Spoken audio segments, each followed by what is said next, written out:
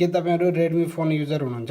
तपाईहरु Redmi phone user हुनुहुन्छ भने तपाईले मोबाइल अनलक गर्दाखेरि चाहिँ यसरी एउटा प्रब्लम आइराछ don't cover the earphone area भनेर भने तपाईले यो अप्सनलाई चाहिँ कसरी अफ गर्न सक्नुहुनेछ अथवा यो चाहिँ के को प्रब्लम आएको हो त तपाईले यो बुझ्नु पर्ने हुन्छ फोन अनलक गर्दाखेरि यसरी पावर बटनमा प्रेस गरिसकेपछि तपाईहरुको चाहिँ यसरी अनलक गर्दाखेरि don't cover the earphone area भनेर प्रब्लम आइराछ भने तपाईहरुले के बुझ्नु पर्यो तपाईहरुको यो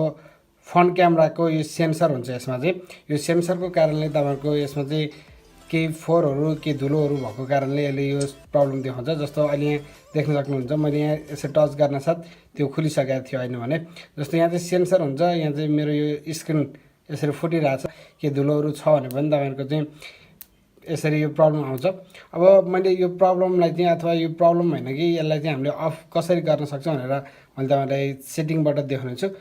मैले एकचोटी फोन लक गरे अब फेरि अनलक गर्न खोज्दाखेरि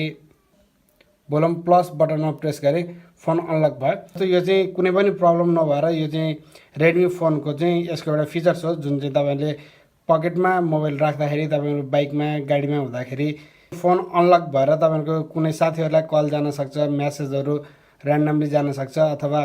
तपाईहरुको सेटिङहरु चाहिँ मोबाइल अटोमेटिकली चल्न सक्छ भनेर यसले चाहिँ एउटा यो राख्दै छ अब यसलाई अफ गर्नको लागि तपाईले सेटिङमा जान सक्नुहुनेछ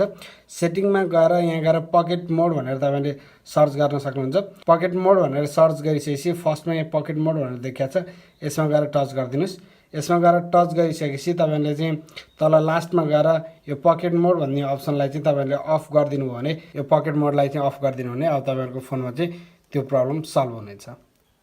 अब यसरी तपाईले फोन अनलक गर्न सक्नुहुनेछ